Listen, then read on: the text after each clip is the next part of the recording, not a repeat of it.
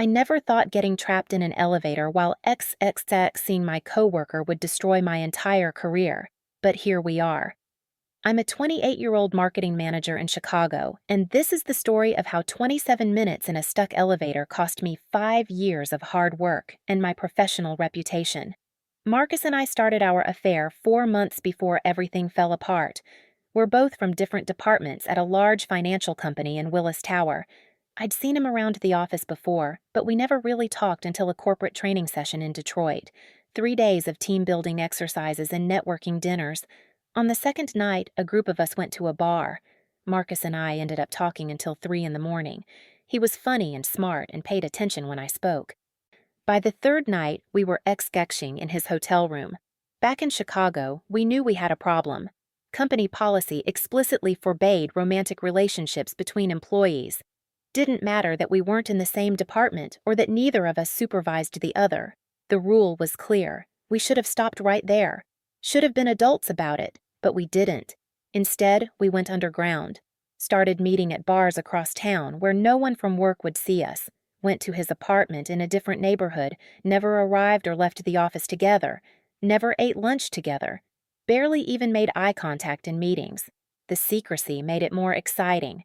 That's what I told myself anyway. The thrill of sneaking around, the forbidden nature of it, the stolen moments. Really, it was just stressful.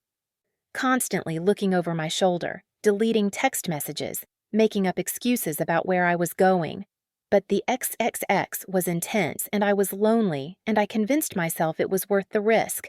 That Friday in late September, we both stayed late at the office. It wasn't unusual. Lots of people worked late on Fridays trying to clear their desks before the weekend.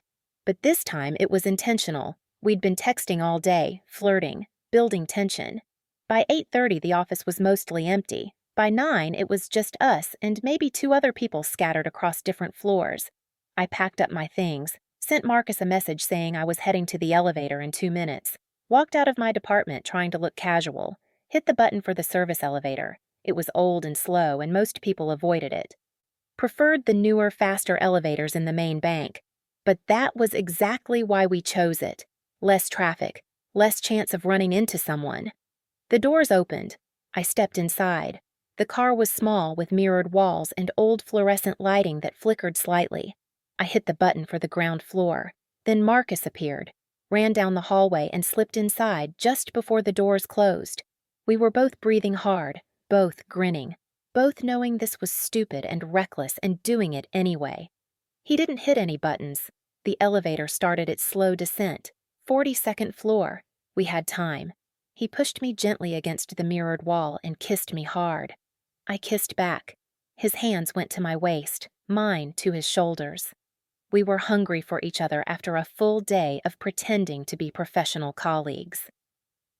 After 4 months of hiding and sneaking and restraining ourselves in public, my blouse came untucked from my skirt, buttons came undone, his tie came off, his shirt. We were laughing between kisses, laughing from adrenaline and from the insanity of what we were doing. XXXing in a work elevator. The elevator passed the 30th floor. The 25th, still moving, still time. Then, on the 28th floor, everything went wrong. The elevator jerked hard, the lights flickered, once, twice. Then the car stopped moving, just stopped, between floors. The sudden stillness was shocking. We both froze. I was still pressed against the wall, my blouse open, my skirt hiked up. He was shirtless, belt undone. We stared at each other in growing horror. I asked if he'd hit the stop button. He shook his head. His face had gone pale. He reached past me and jabbed at the button panel. Nothing. Pressed the emergency button. A loud beep. A red light came on. Then a crackling voice over the intercom. Building maintenance saying they'd detected an elevator stoppage between the 28th and 29th floors. Saying a repair crew was being dispatched. Saying to remain calm and wait. Estimated time 15 to 20 minutes. We looked at each other. Panic set in. We started frantically getting dressed. I buttoned my blouse, but my hands were shaking so badly I got the buttons wrong. Had to start over. My stockings were torn. My hair was a mess. Marcus pulled on his shirt, but one of the buttons was missing, ripped off in our haste. His hair was sticking up. He had lipstick on his neck and collar.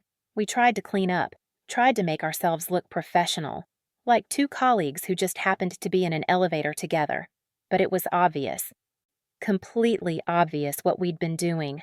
27 minutes we stood there, silent, both trying to fix our appearance, both knowing we were screwed. I wiped off my lipstick, smoothed my hair, put my shoes back on.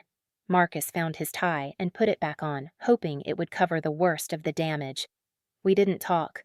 What was there to say? We'd gambled and lost. Finally, we heard sounds from outside. Metal scraping, voices, tools banging. The doors started to open manually, slowly.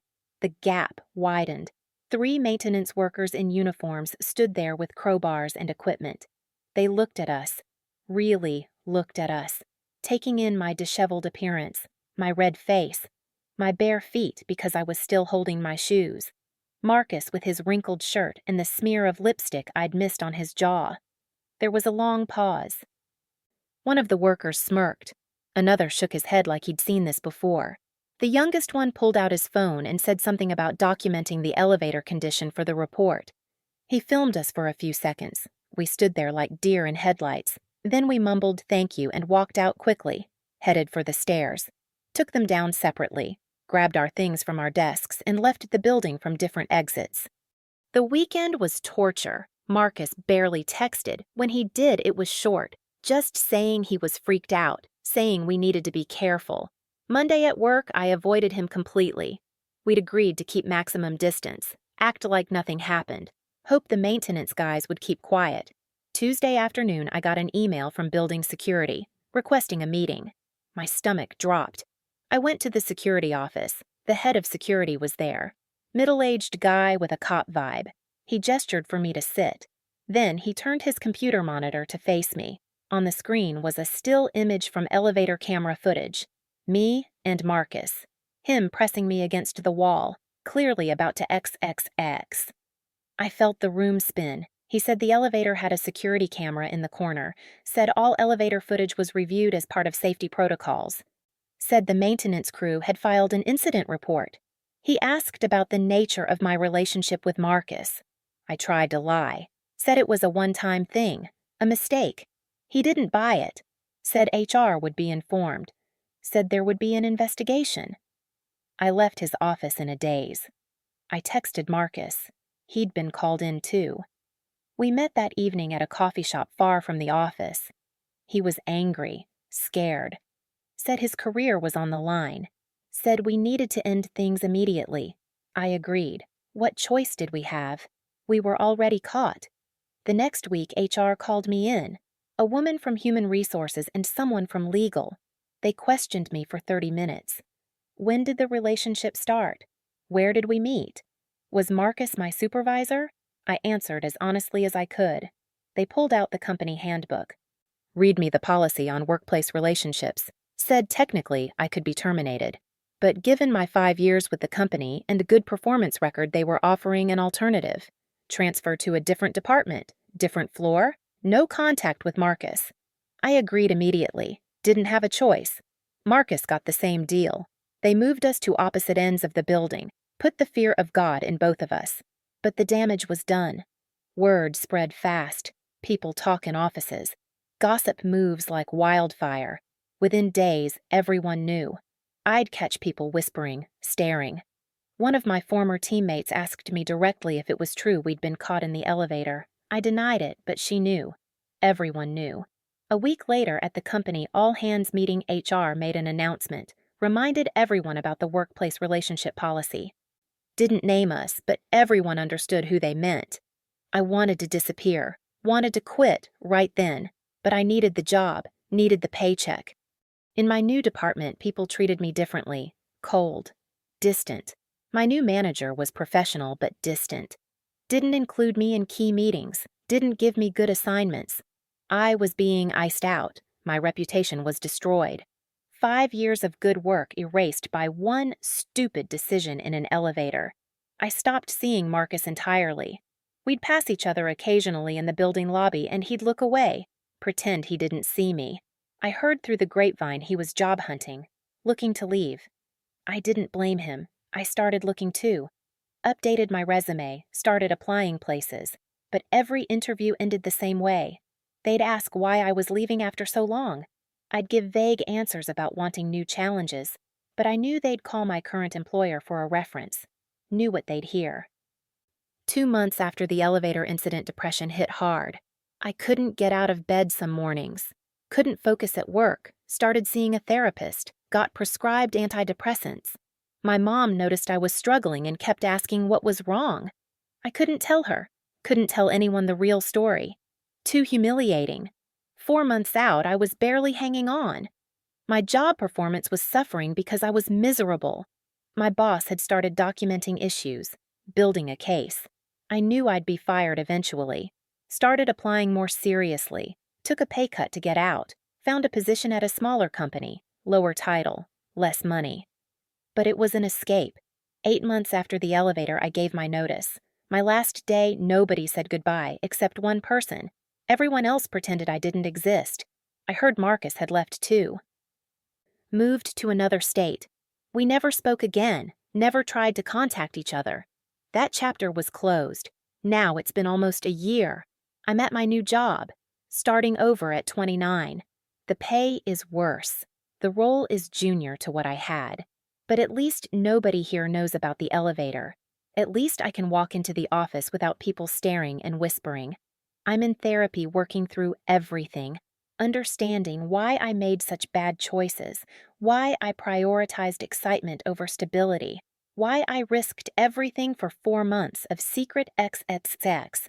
I've learned some hard lessons, that workplace romances are forbidden for good reasons, that the thrill of breaking rules isn't worth the consequences, that 27 minutes of being trapped in an elevator can undo 5 years of career building, that some mistakes follow you. Change your trajectory. Force you to start over. I'm single now, cautious with men, don't trust easily. When I get into an elevator, I check for cameras. Never get in alone with a man I don't know well. The paranoia sticks with you. The shame sticks with you. Sometimes I still have nightmares. The elevator stopping, the doors opening, the faces of those workers, the judgment in their eyes. My therapist says I'm healing, says I've made progress, says the goal is to forgive myself and move forward. I'm trying. Some days are easier than others, but I'll never forget. Never forget how one stupid, impulsive decision destroyed everything I'd worked for. How 4 months of forbidden romance cost me my reputation and my career path. How the cameras are always watching. How there's no such thing as a private moment in a corporate building. How quickly your life can fall apart. That's my story. That's what happened. That's how I went from a successful marketing manager with a bright future to unemployed and starting over at a lower level because I couldn't keep my hands off a coworker in an elevator. Some lessons you learn the hard way. This was mine.